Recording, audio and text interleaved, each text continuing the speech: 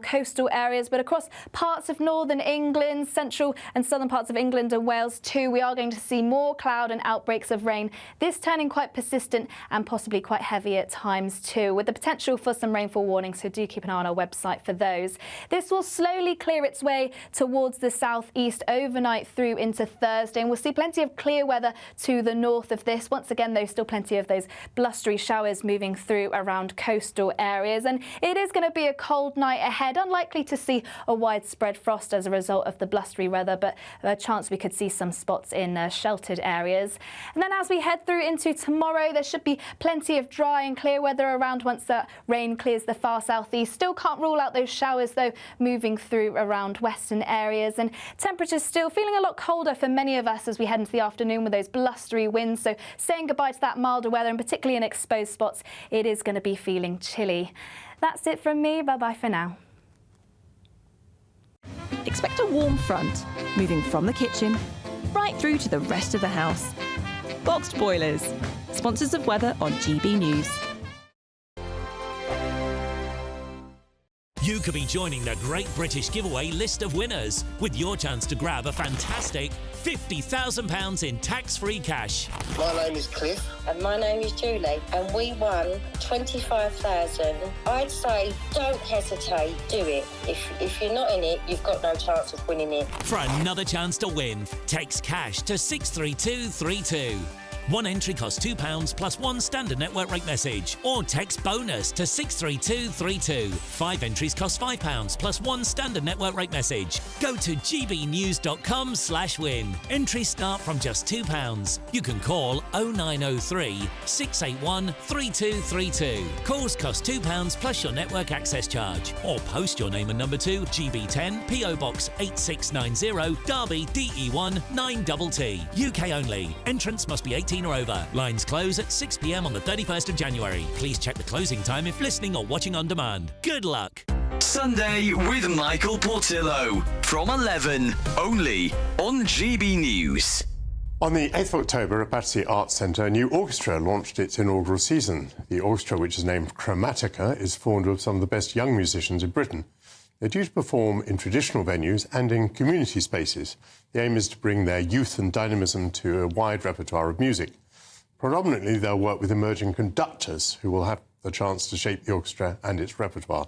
To share her experiences of bringing the ensemble together, I'm joined by the violinist and Chromatica orchestra lead, Maren Bosma.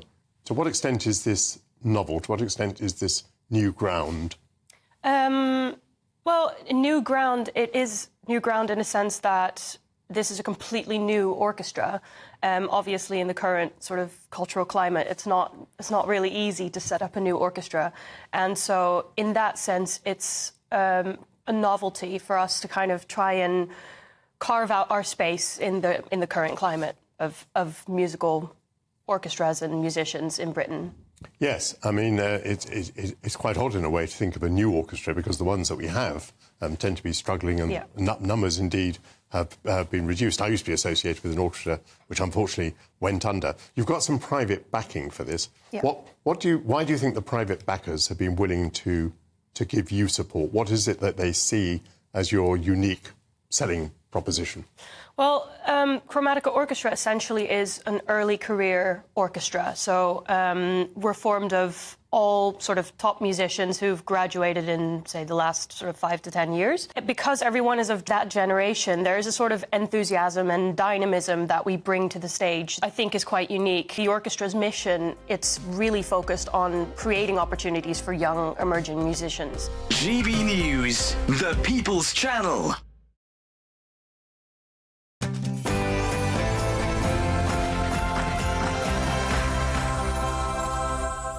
Well, it's fast approaching midday.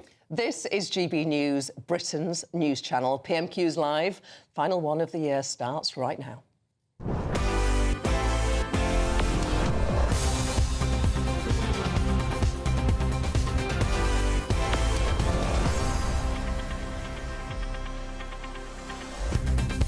The Time is 11:58 on Wednesday, the 18th of December. This is PMQs Live on GB News with Gloria De Piero and Christopher Hope. Just one moment, Sir Keir Starmer and Kemi Badenoch go head-to-head at Prime Minister's questions in Parliament. We'll have full coverage of every moment, every spit and cough, and getting full reaction from Conservative MP for Bridgewater, Sir Ashley Fox, and Labour MP for Bolsover, Natalie Fleet. We've got about a minute and a half before we take you live to the Commons. So I'm going to start with our Conservative guest, Ashley Fox. So what should your leader go on? What should she ask the Prime Minister today? I would think it'll be on Labour's broken promises. This time on the WASPy women, but of course we've had broken promises on farmers, on national insurance, on pensioners, so she's got a lot of stuff to go on. Natalie Fleet, it's hard to argue the case for the WASPy women betrayal, isn't it? I mean, you'll feel it acutely in Bolsover, won't you? I have campaigned with those women and they're absolutely fantastic. I've met them. They are extraordinary and they are angry and they're even angrier now. And they're formidable. And we have seen a huge injustice. And I think that if I were Keir Starmer, I would be going in at Kemi Badenoch about how we got here, about what George Osborne did to them and about how he left us with no money, which means that... So why not delay the announcement until the numbers improve? Why be so firm now? Because we've got to fix those foundations. We can't just keep kicking decisions down the road. That's what's happened to get us here in the first place. And Conservative Ashley Fox, it'd be no difference. You could have righted this wrong. You didn't. In fact, your last government, the Cameron-Clegg government, is the reason why the equalisation of the pension age was sped up. There's no problem with the equalisation of pension age. The WASPy women claim that they didn't receive timely information between 2004 and 2007. I think no, we weren't in government. We weren't in government in 2004. Entirely a Labour women would issue. absolutely say that they do not agree with the speed at which George Osborne accelerated the pension age. But the reason they claim they're entitled to compensation is the lack of information. I realise they don't like the decision to increase the pension age to 66, but that's not why they're entitled to compensation. And now you're not paying them anything, having gone into the last election saying you would. You know, Liz Kendall with her WASPy back. PMQ starts right now. Thank you, Mr. Speaker. Yesterday I met the brave men and women serving on HMS Iron Duke and the troops serving in Operation Kabarit in Estonia. This Christmas, as every Christmas, members of our armed forces will be serving overseas, working day and night to protect Britain's national security. And I know that the whole House will join me in sending our deepest thanks to them, to our emergency services and everyone working to keep the country safe over the festive period. Mr. Speaker, may I also take this opportunity at the end of the year to thank you and the House staff for all your hard work this year. And can I wish everyone across the House a Merry Christmas and a Happy New Year. Mr. Speaker, this morning I had meetings with ministerial colleagues and others. In addition to my duties in this House, I shall have further such meetings later today. Thank you, Mr. Speaker, and may I associate myself with the Prime Minister's remarks. In 2021, Kerry and Francis Menai-Davis, who live in my constituency of North East Hertfordshire and are in the gallery here today, tragically lost their son Hugh at the age of just 6 to a rare form of cancer. Now they are courageously campaigning to ensure that every parent who must leave work to look after a sick child in hospital gets the financial support that they need from day one. Will the Prime Minister meet with them and me to discuss implementing Hugh's law and giving their son a legacy that improves the lives of families at the most difficult time imaginable?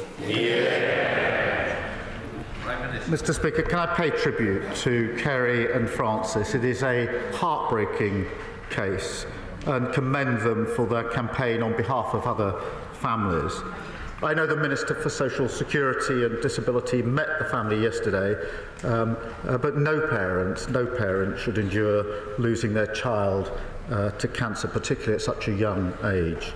We are investing £1.5 billion for new surgical hubs and scanners, £70 million for new radiotherapy machines, and we will set out our next steps on the Children and Young People Cancer Task Force shortly. We now come to the Leader of the Opposition, Kemi Badenoch. Mr. Speaker, can I send my warmest wishes to our armed forces at home and overseas, to the emergency services and everyone who will be working over Christmas. And can I wish you, Mr. Speaker, the House staff and all members of this House a very Merry Christmas. Mr. Speaker, for years, the Prime Minister and his cabinet played politics with the WASPy women. The Deputy Prime Minister said Conservatives were stealing their pensions. She promised to compensate them in full. Another broken promise. Now they admit we were right all along. But let's ask about another group of pensioners whose trust... Let's ask about another group of pensioners whose trust was broken. Since the Chancellor cut winter fuel payments, how many extra people have applied for pension credit? Mr. Speaker, the number one job of this government was to put the finances back in order after the last government lost control. They left a £22 billion black hole and we had to take tough choices. We made sure the most vulnerable pensioners do get the winter fuel payment, and we have been encouraging and driving up eligibility for pension credit, so saying up to their entitlement. And she should join that campaign. But, Mr. Speaker, here's the difference. Because we've stabilised the economy, we can commit to the triple lock. That means that next April, pensioners get another £470. But here's the difference, because 2 weeks ago, the Shadow Chancellor said the triple lock is unsustainable. Their position, so pensioners would lose out under the Tories yet again. Mr. Speaker, he didn't answer the question because he doesn't know the answer. There are 850,000 eligible pensioners not claiming pension credit. If they sign up, that will cost the Treasury £2.3 billion, wiping out the savings that the Chancellor claimed she would make. Before the election, his Chief Secretary told the public they had no plans to cut winter fuel. But they did have plans, didn't they? Age UK say cutting the winter fuel payment with very little notice will potentially jeopardise the health and finances of millions of older people. Does he agree with Age UK that this is the last thing both pensioners and the NHS need? Mr. Speaker, we've been driving up with a campaign for pension credit. It's important that everybody who's entitled to it claims that pension credit. And she shouldn't claim as some great victory the record of their government that people haven't signed up. We're the ones with the campaign. They should be supporting it. But because of the triple lock, pensions will be going up by £470 next April. She hasn't answered the question. Her Shadow Chancellor says the triple lock is unsustainable. So she needs to explain how pensioners will be worse off under a Tory government. It is Prime Minister's questions. Mr. Speaker, we protected the triple lock during all our time in government. Meanwhile, energy bills are increasing, despite his promise to cut them by £300. In Scotland, his party leader wants to restore the winter fuel payments. Across England, councils are scrabbling together funds for struggling pensioners. The tragic reality this Christmas is pensioners will suffer and may even die as a result of this cruel policy. Did the Chancellor consider the impact on councils and on the NHS, or does she just not know what she's doing?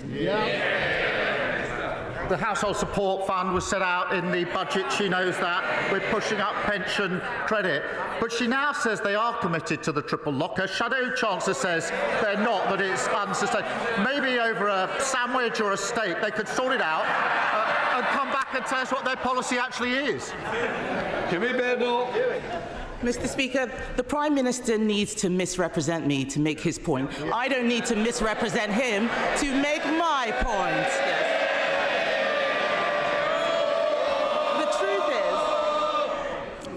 The truth is, he didn't think this through. Cutting winter fuel payments isn't just callous. It may not make savings. It could actually cost us all more. And that's not the only policy which is making things worse. The Chancellor's budget is a body blow to family businesses and also charities. Marie Curie have warned that Labour's budget will cost them nearly £3 million a year. This is a cancer charity saying they have no option but to reduce services. Did the Chancellor tell the Prime Minister that her jobs tax was going to hit charities? Mr. Speaker, she's asked 3 questions about winter fuel with her leaving out. I'll come to that. But she's changed her mind on this. She used to say that the payments were a dead weight. She said there were members of her constituency who didn't need it. And they all stood in 2017 on a manifesto, a Tory manifesto, that committed to getting rid of the universal winter payments for pensioners. So we can see what their real commitment is. As for the budget, we're driving up productivity. No, I don't want to have to ring your mother. Prime Minister. Mr. Speaker, we're driving up productivity, prosperity and living standards. That's a pay rise for the 3 million who are the lowest paid. They should welcome that. A pay rise for those working in the NHS and better than expected wage growth just before Christmas. What unites all three? Delivered by Labour, opposed by the Tories. Mr. Speaker, I don't know what world he's living in. The economy is shrinking, and they did not think this jobs tax through or who it would impact. Another area affected is the hospice sector. Hospices believe the budget will cost them an extra £30 million. Yesterday, Conservatives voted to exempt social care, nurseries, charities and hospices from their jobs tax. Labour voted this down. So can the Prime Minister at least agree to fund hospices so they can continue their invaluable work helping people at the end of their lives? Mr. Speaker, we put a record amount into the NHS in the problem in the first place. Mr. Speaker, I did not hear a commitment there to help hospices, which is a shame. The truth is, this winter, people will be suffering because of his choices. The economy is shrinking, inflation is going up, and jobs are being lost because of his budget. Pensioners won't be able to heat their homes because of his government's decisions. They raised people's hopes but then smashed them with broken promises. And now we learn that he is about to give away our hard-won Brexit freedoms. Mr. Speaker.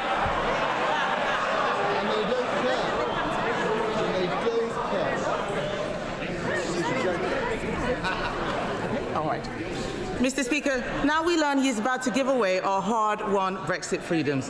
The truth is, they are punching the British people in the face, literally in the case of one of his MPs, and he will pretend that this is about the past. But we all know these are his choices, bad choices. If he's looking for a New Year's resolution, why doesn't he start with telling the truth? I'll do it now. £22 billion black hole left by them. Record numbers on the waiting lists. Nearly. It's not a good time to leave the chamber, is it? Prime Minister. Mr. Speaker, £22 billion black hole. Record waiting list with our NHS. They should hang their heads in shame. Immigration completely out of control. Nearly 1 million net migration. She was the cheerleader for all of that. She wants the truth. That's the truth. That's why they're sitting there. Mr. Speaker, whilst they cart from the sidelines, talking the country down, this government is getting on with the job. Record funding for the NHS, money for our trains, buses, and yes, Mr. Speaker, potholes. Pay rises for 3 million of the lowest paid. Wages growing faster than inflation. Planning laws reform. Great British Energy set up. We're only getting started. Next year we'll continue to rebuild, no matter what the blockers opposite say. Thank Thank you, Mr. Speaker, and can I echo the words of the Prime Minister and thank you and all of our staff in this place alongside our armed forces and our emergency services and wish them a Merry Christmas. Mr. Speaker, March 2025 marks 20 years since the death of the only Member of Parliament to have held all four great offices of state: the Foreign Secretary, the Home Secretary, the Chancellor and the Prime Minister. Mr. Speaker, James Callaghan was a true Portsmouth great and went to the same school as another true Portsmouth great, my dad, Terry Nolan. Does the Prime Minister back my bid for a plaque to be added to his former home in Copner, and will he come along to Portsmouth next year to unveil it? Well, I thank her for her question. Jim Callaghan was a giant of the Labour movement and a great public servant.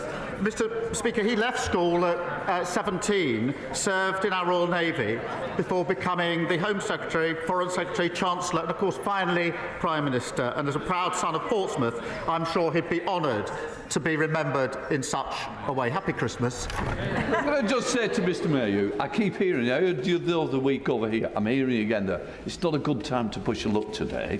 Right, let us come to Leader of the Liberal Democrats, Red David.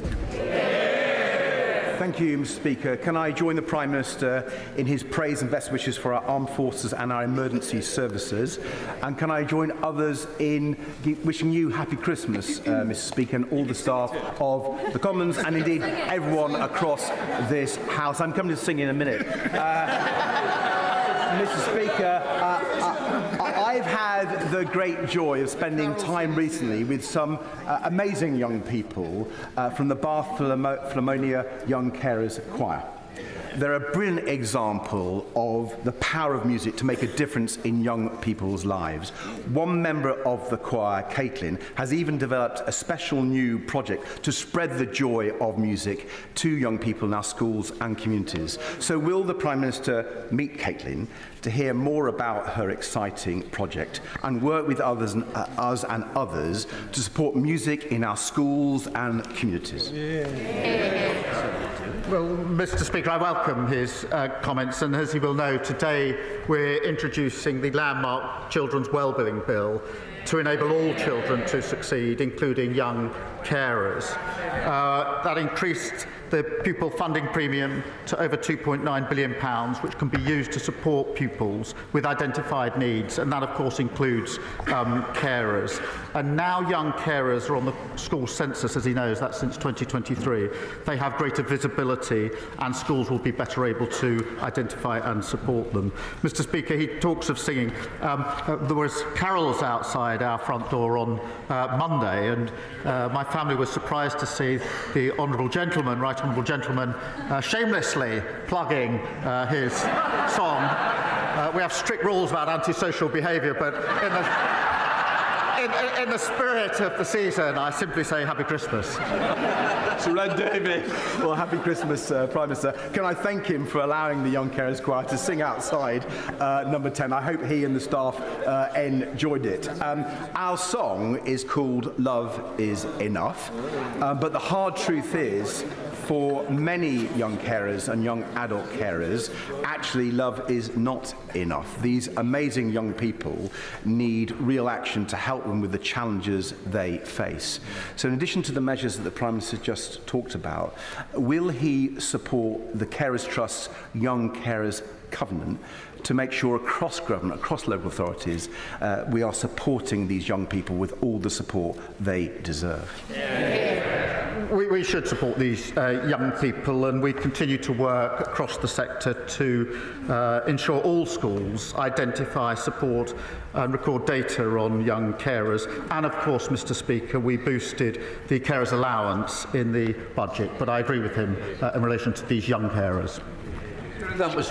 Thank you, Mr. Speaker. Can I associate myself with the remarks of the Prime Minister in wishing everyone a very happy Christmas this year? For many in my constituency and indeed across the country, particularly those in temporary accommodation, it won't be a happy Christmas.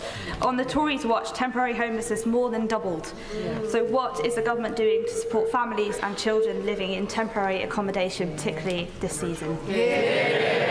Well, she's right about the appalling inheritance, which included record numbers sleeping rough, almost 160,000 children living in temporary accommodation. Speaker, we're delivering nearly £1 billion into councils to tackle homelessness, including increasing funding in Bolton over the next year. That includes dedicated support with housing, with mental health and with employment. But we're also committed to tackling the root causes, and that's why we're building 1.5 million new homes and abolishing Section 21 no-fault eviction, something they said they were going to do and repeatedly failed to do. In 2022, the Prime Minister supported calls for fair and fast compensation for 1950s women impacted by the changes to the state pension.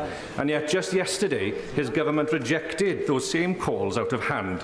Mr. Speaker, is this what the Prime Minister meant when he promised to lead a government of change? Mr. Speaker, this is a serious issue. Between 2005 and 2007, there were, I think, a 28-month delay in letters to women born in the 1950s about changes to pension age. That was unacceptable, and it was right that the government apologised for that. In 2011, the former Chancellor, George Osborne, then accelerated those changes with very little notice. That equally was unacceptable, and Labour opposed it at the time. It is a serious issue. It's a complex issue. The research, as he knows, shows that 90% of those impacted knew about the changes that were taking place. And I'm afraid to say the taxpayer simply can't afford the tens of billions of pounds in compensation when the evidence does show that 90% of those impacted did know about it. That's because of the state of our economy. Brady. Thank you, Mr. Speaker. Recent data shows that almost 11,000 Scots have been waiting for hospital treatment for over 2 years after referral. The equivalent number in England is around 113. Would the Prime Minister agree with me that this shows the catastrophic damage the SNP government have done to the Scottish NHS?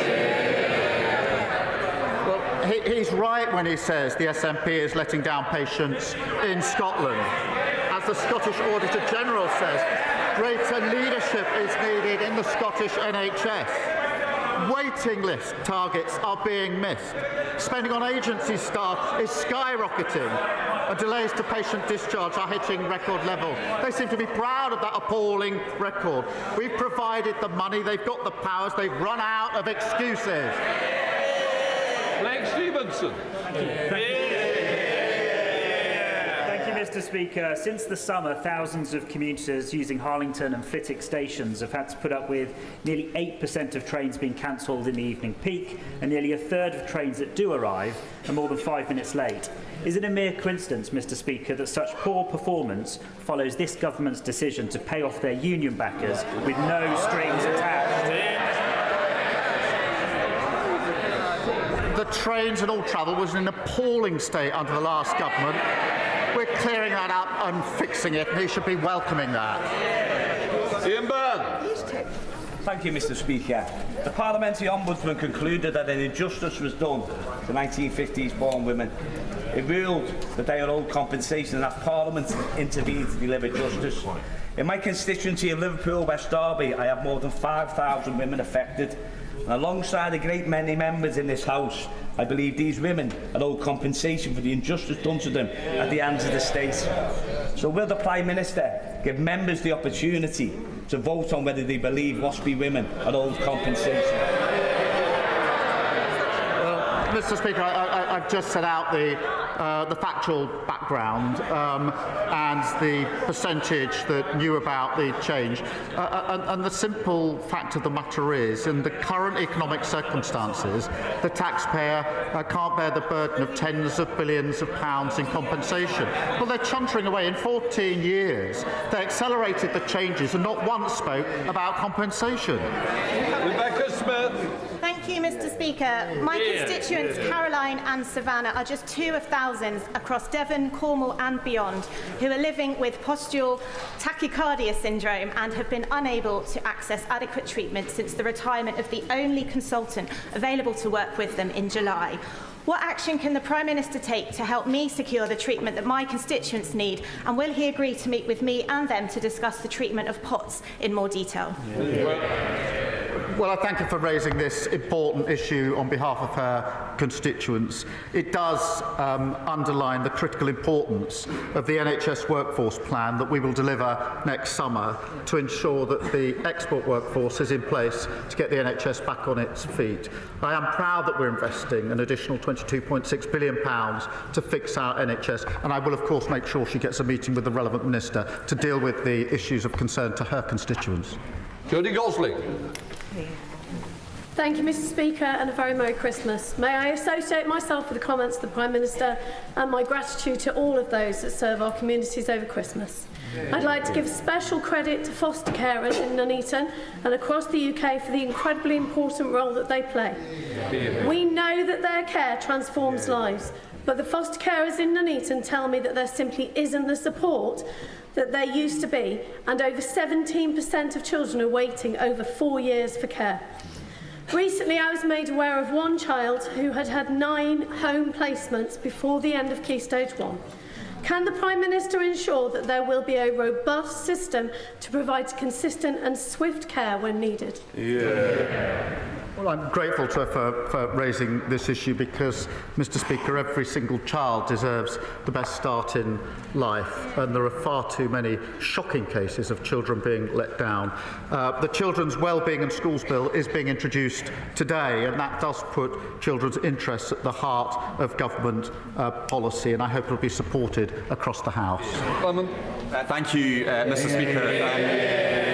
Labour promised not to raise taxes on working people, but farmers are some of the hardest working people that I know. Peter Douglas from Jedburgh has looked at the details of this policy, and he says Labour's inheritance tax increase will prevent him passing on his family farm to his son and daughter. They say Labour have betrayed them. They can't trust the Prime Minister to keep his words. They've got a point, haven't they? If he would kindly pass the details of the individual case he's raised to my team, we will look into it. As he knows, we put a record £5 billion into farming over the next 2 years in the budget. Just 2 weeks ago, £350 million was put in to support farmers. That contrasts with the £300 million underspend of the last government on farming.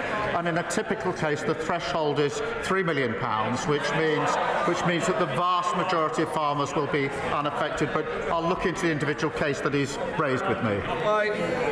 Thank you, Mr. Speaker. I recently spoke to a man in Worksop whose son's arm was badly broken when he was knocked off his bicycle by an off-road biker speeding on the pavement. Dressed in black, no number plate, totally unidentifiable. The young boy no longer goes out to play. His experience isn't unique. What action is being taken to smash the bikes and put police back on our streets?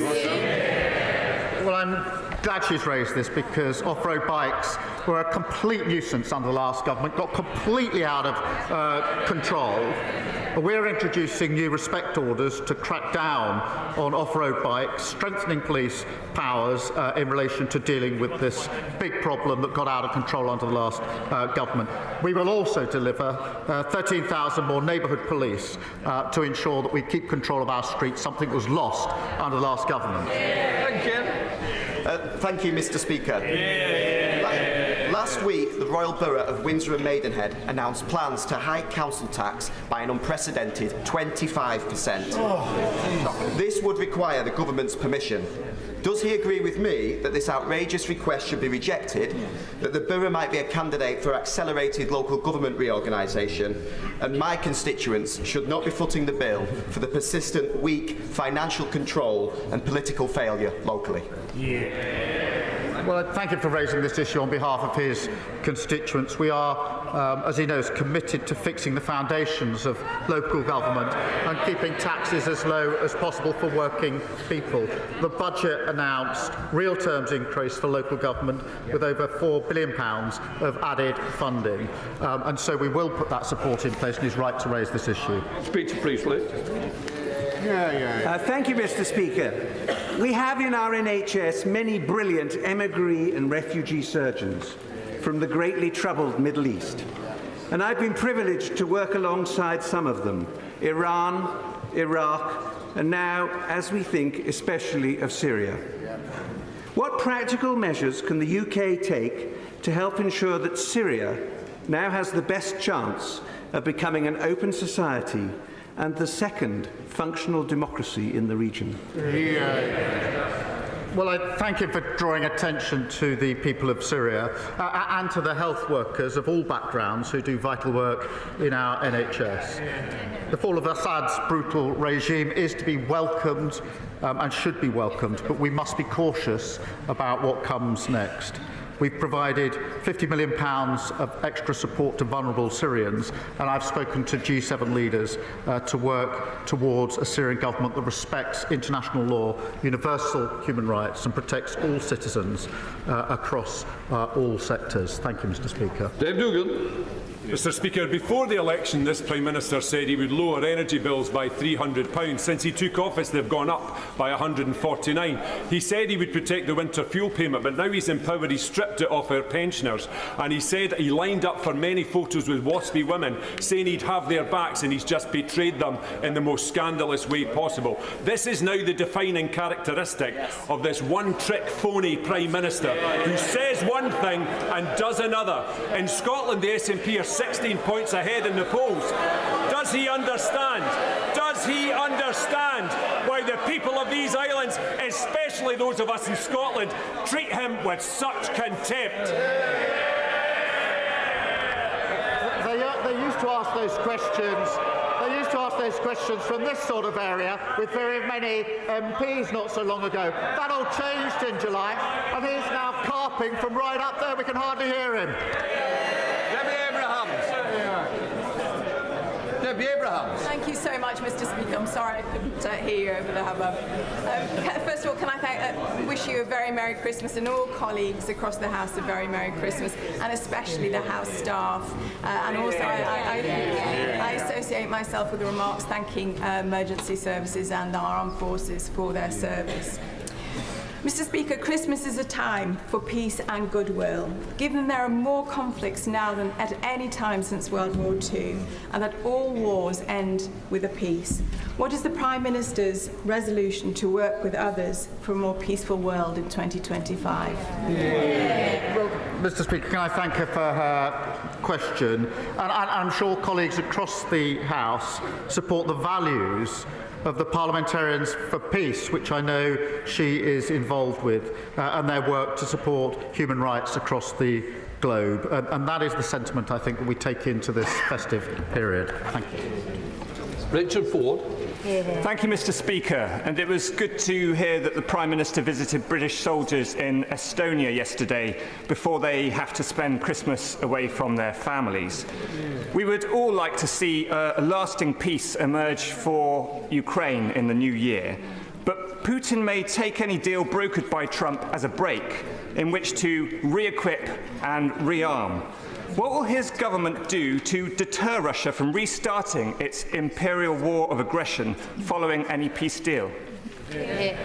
Well, can I congratulate him on his appointment to the Intelligence and Security Committee and thank him for raising the question of our troops in Estonia who will be there over Christmas without their families, and they're right on the front line with a very clear sense of purpose as part of our NATO contingent, and we thank them. He's right that we must continue to support Ukraine, and that was the subject of our discussions in Estonia yesterday. Make sure Ukraine is put in the strongest possible position, whether negotiations or not, and be absolutely clear that this conflict could be ended straight away if the aggressor, Russia, backed off.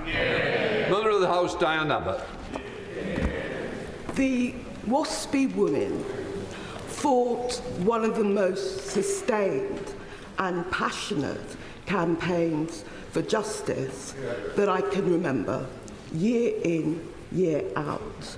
We did promise them that we would give them justice. Will Forster. Mr. Speaker, I know the Prime Minister is aware of the case of my constituent, Zara Sharif, who was brutally tortured and appallingly murdered by her father and her stepmother. I want Zara's legacy to be one where she's the last vulnerable child to be killed by people that should have looked after her. Yeah. Will the Prime Minister ensure that an independent inquest and review is taken into Zara's death, and it's held immediately in the new year, so we can learn why public authorities failed, so we can ensure that it never happens again? He rightly raises this absolutely harrowing case. And it is important that all the lessons are learnt. There is an independent process going on, but we must be clear about overhauling children's social care to keep young people safe and looking again about the framework for homeschooling, amongst other things. So we need to learn those lessons. We are taking steps. There is a process going on at the moment, and I'll update the House in due course. Alan Strickland. Thank you, Mr. Speaker. Can I thank the Prime Minister for the leadership he has shown in securing the £500 million deal to secure the future of the Hitachi rail factory in my constituency, a factory left in the lurch by the party opposite for years. And does he agree? Will he agree with me that what we also need is a long-term plan for our proud high-tech rail manufacturing to drag it out of the mire it was left in by the Tories? Thank you for that question. They really shouldn't groan. I went up to the Hitachi factory earlier this year before the election. The workforce were extremely anxious about the situation because they feared that there would be a gap between contracts. This is a gap that might mean people aren't going to get laid off, and he's chuntering from a sitting position, unable to understand the impact on working people. Mr. Speaker, the workforce were extremely anxious about the situation when I saw them, because they knew if their colleagues were laid off, then that would be bad for their colleagues in their community, and it would mean that they might go and get other jobs and not be able to come back if there was a new contract. I said then that I would do everything I could to ensure that we filled that gap, and I'm very pleased that just the other week we were able to say that there's a contract, and I went back up there to speak to the same workforce, and I can say they were very pleased that they don't now have those anxieties. They should be ashamed of their chuntering. Final question, Dr. Luke Evans. Mr. Speaker, as it's Christmas, will the Prime Minister join me in congratulating Chris Middleton, who wrote a charity song to support Age UK, which has already raised £10,000. What's even better is it's likely to beat the leader of the Lib Dems and his single to #1 this year, proving yet again that the Lib Dems can't win. Something I hope we can both agree on.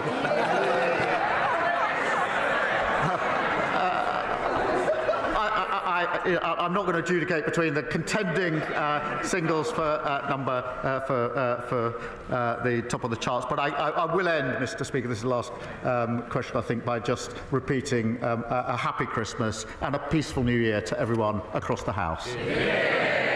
Right, we'll let the front benches change up. That was Prime Minister Sir Keir Starmer taking questions from MPs in the House of Commons.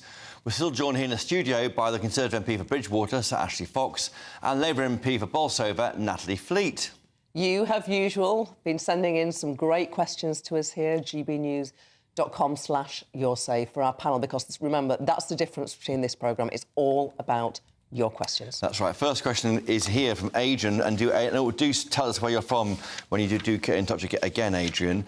Hi, Gloria and Chris. How is it we can give millions, well, billions, to foreign countries in aid, I imagine they mean, but it seems we can't help people in this country? It's always no, and I guess he's talking about the WASPy women not being compensated for losing part of their pension.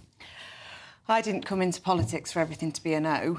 When we came in as a Labour government, we didn't know that things were going to be as bad as they were. We knew it would be tough, but this bad. In terms of the WASPy women, this makes me so sad that we are here. This is absolutely horrendous. Those WASPy women are incredible. And when women organise and have a campaign, they are absolutely formidable. And I know them, I live amongst them. They're great. In 2019, we said that we would compensate them, and we were rejected. We did not win. I'd lost in Ashfield. And then in 2024, it wasn't in the manifesto. We didn't say that we'd do anything around WASPy. And what we did say is that we would absolutely be credible financially. This one bloke says to me, he says, Duck, he says, there's no money, what are you going to do about it?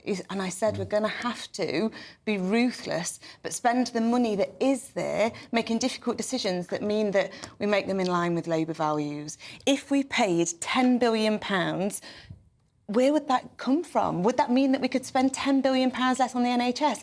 As it stands, these women absolutely can use the NHS and know that they can see... But Natalie, Adrian's saying, why give billions to foreign countries in foreign aid? Why not use a foreign aid budget to bail out WASPy women? Because we have commitments abroad. It's very difficult. We spend as... We have to look after our own, but we have to use the money that we've got really wisely. Ashley, our Conservative spokesperson. And this is a related point. It's a little bit longer, but I think it's worth hearing the personal testimony of Ian and Pearl.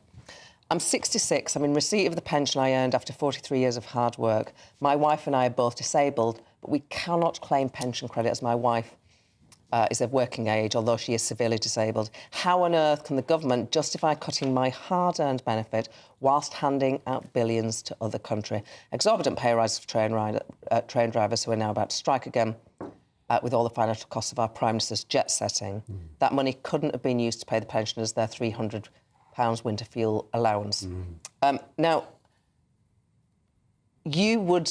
Because foreign aid has been a common theme of both those questions. I just want to talk to you. Is there consensus here? Because I suspect there's consensus outside the studio about any money that we take in taxes should go to our own. Yes, I'd agree with that. But in this studio, perhaps there is consensus that you have responsibility... No. I think our foreign aid budget is too high, and I think we send money to countries that don't need it. You know, countries that have a rocket programme or a nuclear programme shouldn't get anything at all. We spend too much. More of that should be spent in Britain. That's very Nigel Farage. I don't think that's your No, that's my opinion. That's my opinion. Yes. How much would you cut it by? I'm not in government. It's 0.5% GDP. What would you make it? Less. I don't have a specific figure. 0.25? And what's the number? I don't have a specific figure in mind, but when the viewer says we spend too much on foreign aid, I'm agreeing with that. Natalie, there are choices to be made by this government, aren't there? I'm just wondering where that money would come from. Would it come from less money to Ukraine?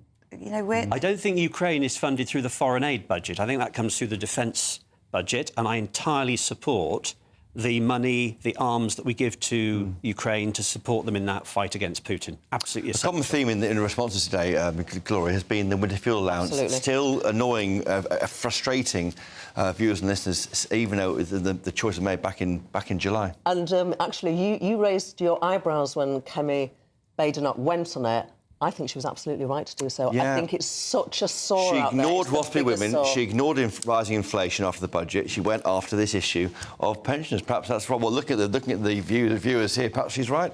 Ken from Salisbury, Natalie Fleet from Labour. He says, Keir Starmer, that pensioners will be better off under Labour with the April rise, but the Tories would have given that rise under the triple lock and kept the winter fuel allowance. So how can the Prime Minister say that we're better off under this government? Would they have? Was that fully funded? Because what we found before the election is they promised so much, and what they promised things like 15 million to my constituency, and then we found out that the money wasn't there, and we had to try and find it. So would they have committed to this, and how would they have been able to afford it? Government is about choices. And we are prioritising fixing all the foundations so that we can all be better off. We're just about to go into Christmas.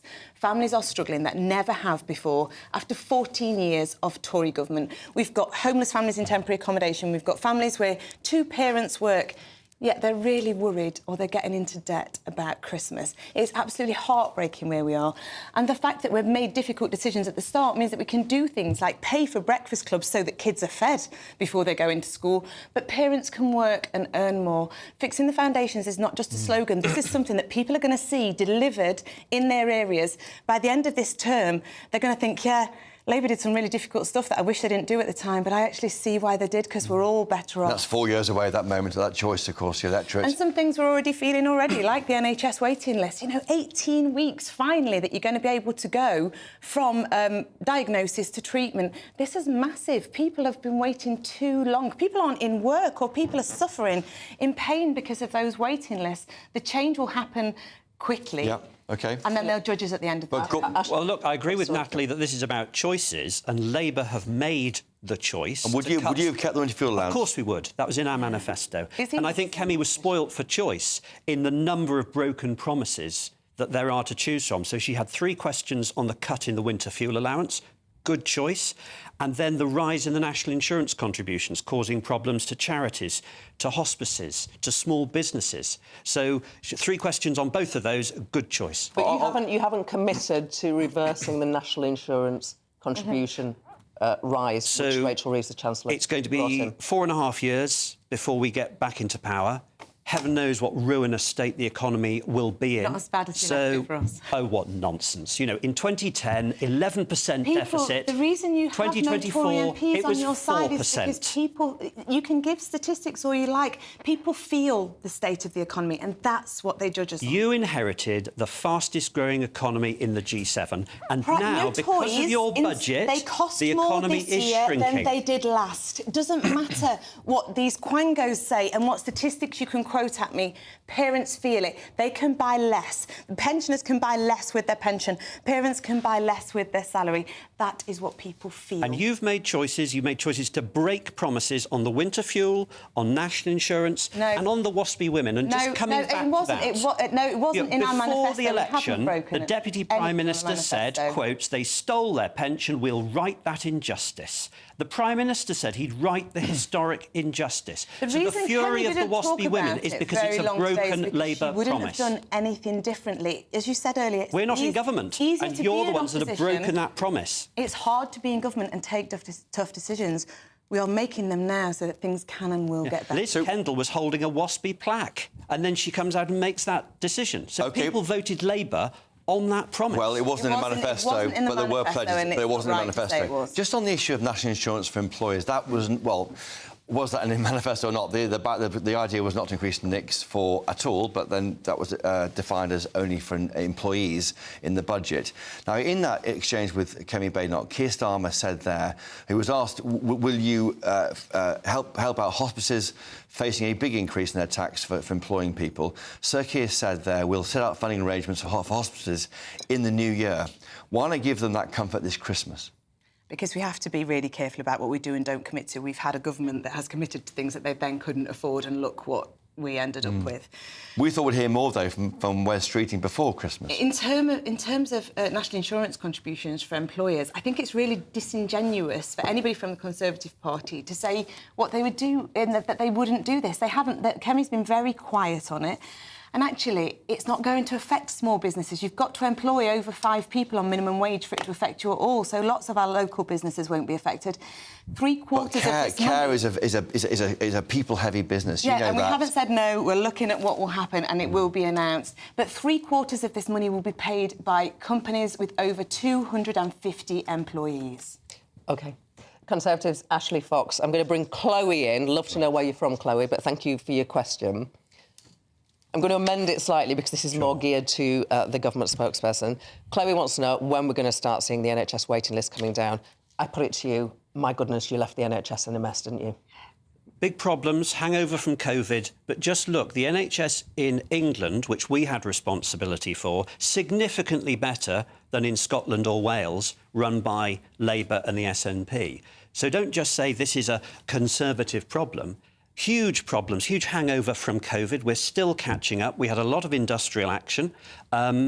What's the comparison with Wales? Much, much worse. So people don't believe you. That's the issue. Well, this is why you lost the seat. NHS is worse in Wales than it is in England. There was a Conservative voter in Whitwell that's in Bolsover, and she said she'd voted Conservative all her life, and she laid on the floor for 14 hours. She was a Category 1 for an ambulance. She should have received one straight away. Meant 14 hours. She and had that's to awful. Soil and I bet there's twice as many people in Wales that had that awful experience than in England. Everybody knows the funding for the NHS comes from central government. We've got £22 billion going into it. We're going to see improvements. It's going to go from... So how come the NHS is worse in Wales than in England when you're in charge of it? Last time we had a Labour government, we had an 18-week cancer guarantee, and I loved it.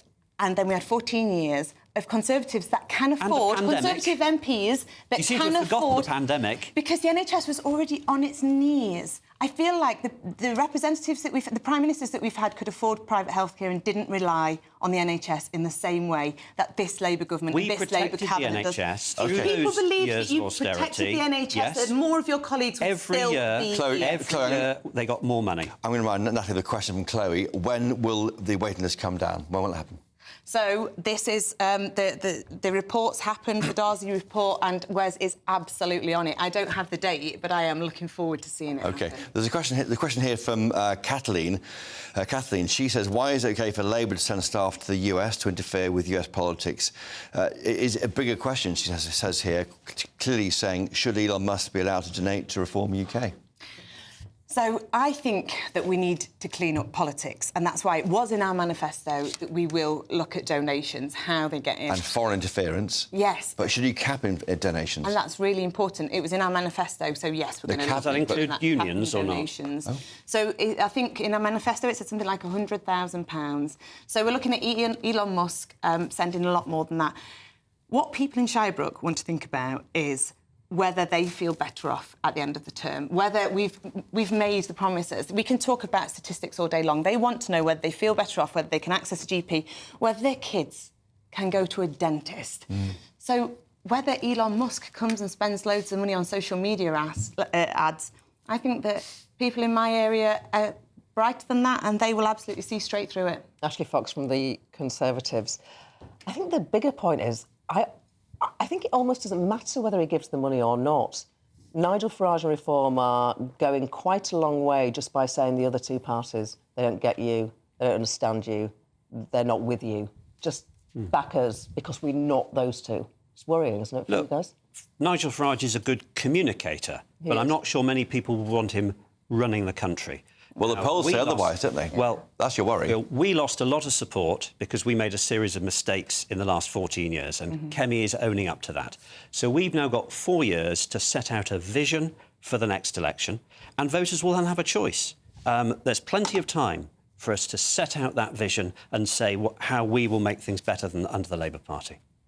Is Reform only a Tory problem, Natalie Fleet? I mean, in Bolsover, you must be feeling the pressure from them. I do, and they used to say to me all the time, it's not about you, Duck. Yeah. We don't like any of you. We don't trust any of you. And that's why I am so pleased to see all the things that Keir is doing to restore trust in politics. All these broken promises. Being really honest about the challenges that we face and optimistic about the difference this Labour government will make. What I loved is he spoke about things like, he says we're sorting out the NHS, potholes, people are having pay rises, wages are going up. There's planning reform that we're sorting, and Great British Energy is being set up. We are delivering already, and that's what people will see. If we don't, Reform will rightly take seats like mine. I think that we have to deliver, and we are delivering. Yeah. And John from Leicester thinks you are delivering, but for only for public sector workers, that, but people are struggling with living standards, inflation is going up, normal people's wages are not increasing, only the public sector seem to be getting off. That's getting better off, is John from Leicester's point of view. You see, the difficulty with the Labour argument, there's no money left, the Tories left us in such a terrible mess, is that you did find money for inflation-busting pay rises. For rail workers. 135 million for train drivers. Those strikes were costing so much money. We had to protect the economy and we had to fix. But you rewarded them for striking by giving them big pay rises. They got nothing in return. It was costing too much, going on and on and on. We had to get Britain moving again. We're renationalising the rails. We are fixing the buses. We are doing we're getting people back to work. Do you know how many people have had to wait longer on the NHS, having their operations cancelled because the government wouldn't negotiate with doctors and they wouldn't get round the table and get it sorted? I'm pleased that we got straight in and we sorted all of those issues. I mean, it's true, the train strikes are no more. And that's because Labour wrote out a very large cheque to their union bosses, nothing in return.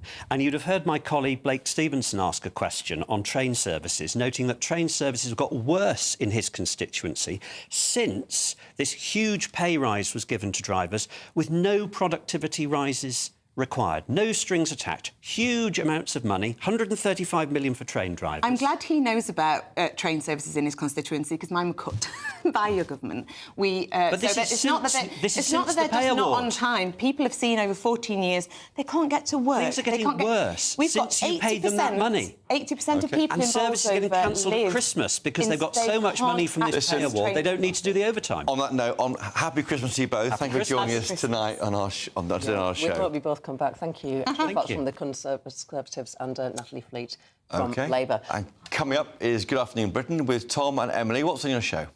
Yes, well, Axel Rudabakanu, the man accused of killing and murdering children in Southport, is in court today. It has been delayed so far, but we're waiting to hear from that. We'll also be speaking to Baroness Ros Altman, the pensions campaigner, on that WASPy issue. Has the government made the right decision, or was this a promise broken? Lots more to come on the programme, of course, with you from 1 o'clock today until 3. Almost said 12 there. That's after the weather.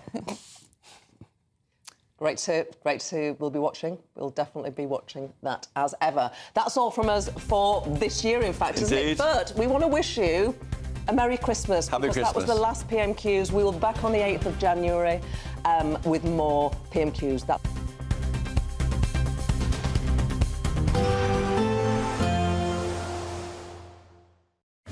Spoilers. Sponsors of weather on GB News. Hello there, good morning. Welcome to your GB News weather update from the Met Office. Sunny spells and blustery showers across northern areas with outbreaks of rain slowly moving their way into the southwest. And it's generally going to be quite a windy day for all, particularly across areas in the north. We've got low pressure dominating to the far north of the country, bringing in a squeeze of the isobars, so a blustery day for most. And then later we do have outbreaks of rain slowly creeping in their way into the far southwest. These could turn quite heavy and persistent later on into the afternoon. But before we see those, there should be plenty of sunny spells across the country. Plenty of showers moving into the far northwest of Scotland, though, and perhaps at times